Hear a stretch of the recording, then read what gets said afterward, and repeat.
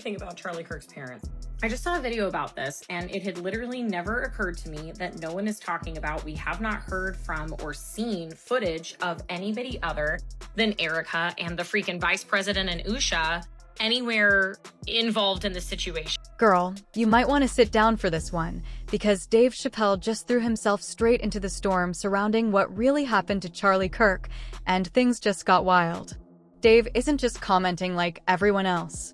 Nope, he's calling out the FBI directly, accusing them of twisting the entire story to hide what's really going on behind the scenes. According to Dave, the official version of events is nothing but a smokescreen, a carefully built cover-up to keep people distracted and away from the uncomfortable truth. He says the report that the FBI released wasn't about honesty. It was a script designed to control public attention. And honestly, when you start piecing things together, it sounds more like a mystery thriller than real life. Dave pointed out one detail that everyone seems to be ignoring: how Charlie's own parents didn't even show up at his memorial service. Think about that. A man known for being close to his family, yet not a single parent in sight during his farewell. Strange, right? But the weird part? Nobody's talking about it. No reporters are asking questions, no headlines digging deeper, just silence. And you know Dave, he doesn't do half-truths. When he speaks, he drops bombs. He's also claiming that Charlie's parents have completely cut off Erika Kirk, Charlie's wife. Why? Because, according to Dave, they discovered something shocking: that Erika was supposedly planted in Charlie's life. A honeypot, as he calls it. Someone sent to get close to him for reasons no one's daring to say out loud.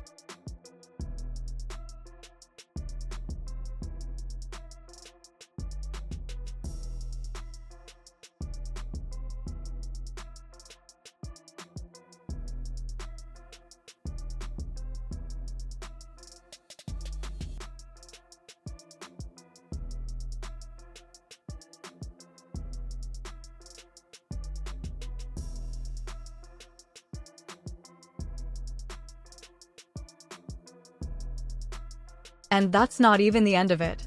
Dave believes there's a major government cover-up happening right under our noses.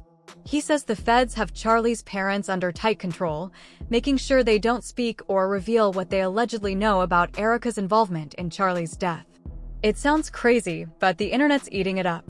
People are connecting dots, building timelines, and digging through every clip they can find. The FBI's own reports don't seem to match what's being discovered online, and it's turning into a full-blown internet investigation. One of the most shocking parts of this case involves Tyler Robinson, the man the FBI claims was responsible for the attack that took Charlie's life. According to Candace Owens, the official story doesn't make sense at all. She says the FBI lied about how Tyler was caught, claiming his own father turned him in. But Candace says that's a total lie. He was taken down in a tactical raid, not by his family. And then there's the video. The one showing a man running and jumping off a rooftop, footage the FBI used to prove Tyler's guilt. But Candace pointed out something important. Tyler had partial paralysis in his right leg. That means he physically couldn't run or jump like that.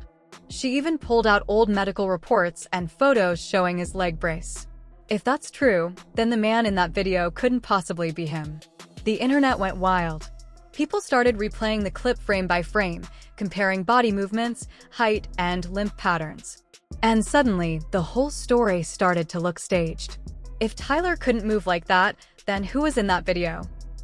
I just got a tip that busts the CK case wide open. Tyler Robinson has partial paralysis in his right leg. And that's how people identified him, not from the photographs. And his family, who has since been interrogated, specifically stated to FBI interrogators that because of the video that the FBI released at my direction, because of the photographs that they released, they identified their son. This means that his unusual gait, his limp, was not because there was a rifle down his pants. And those of us with eyeballs already knew this. But this confirms it. This also explains why we never saw a perp walk, why they used all these still photos, and why they only showed him limping one time when he's on the way. That's when things spiraled. Dave's claims, Candace's receipts, and the FBI's inconsistencies all mixed into a giant storm of suspicion. And through all of it, Erika Kirk's name kept coming up. Now, Erika's public appearances didn't help her case. A few days after the tragedy, she gave a speech that went viral, but for all the wrong reasons. People online said her tone felt too calm, her body language too rehearsed.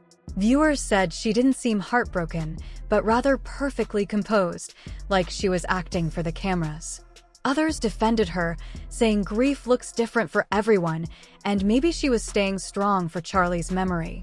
But the reactions were split right down the middle. Half the internet called her performance cold and fake, while the other half called it bravery. Then came the moment that broke the internet, her hug with President Trump during the ceremony where she accepted the Presidential Medal of Freedom for Charlie. The photo of them looking comfortable and close exploded online. Some said it was just a gesture of support, others said it looked way too friendly. That single hug turned into its own headline, fueling even more theories. And just when people thought the story was dying down, Dave Chappelle reignited the fire. He accused the FBI of manipulating the story to control the narrative around Charlie's death. He said the agency has been feeding the public carefully selected pieces of information while burying the rest. According to Dave, it's not just a case of sloppy reporting, it's deliberate. He even suggested that the eerie silence from Charlie's family feels coordinated, like someone made sure they stayed out of the spotlight. They should all know this. If you thought that my husband's mission was powerful before, you have no idea. You have no idea what you just have unleashed across this entire country. And this world, you have no idea. You have no idea the fire that you have.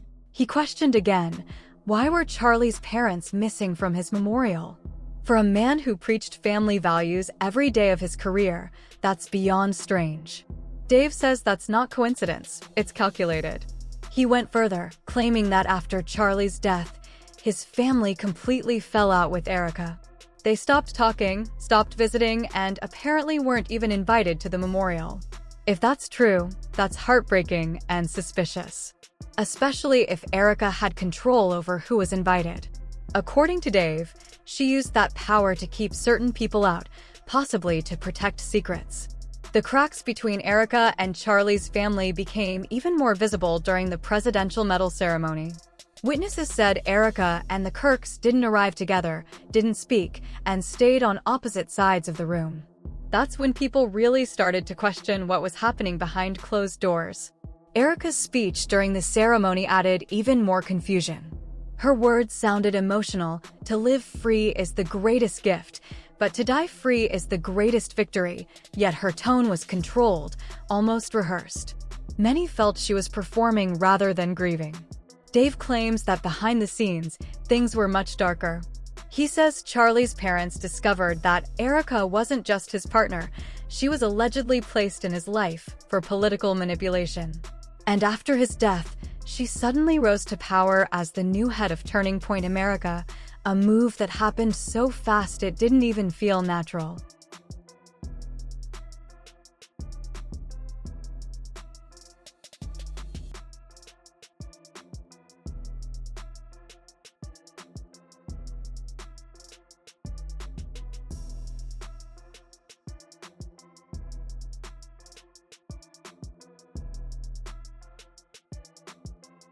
Within weeks, she went from grieving widow to CEO, and that's when people started asking if this was part of a larger plan.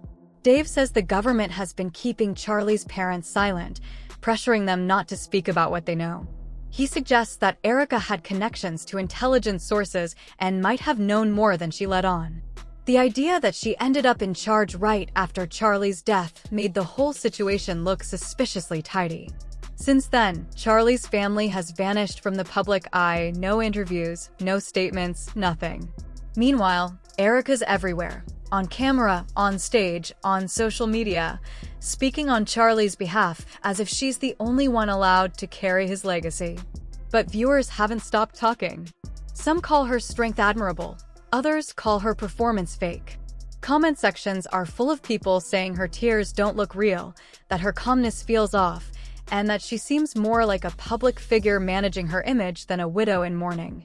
And then came the moment that really divided people, when Erika publicly forgave the person accused of causing Charlie's death before his body was even laid to rest. That stunned everyone. Even people who weren't fans of Charlie said it felt wrong, too soon, too staged. One comment summed it up perfectly. "I wasn't even a fan of Charlie Kirk, but it breaks my heart to see his parents' love silenced while Erika's everywhere."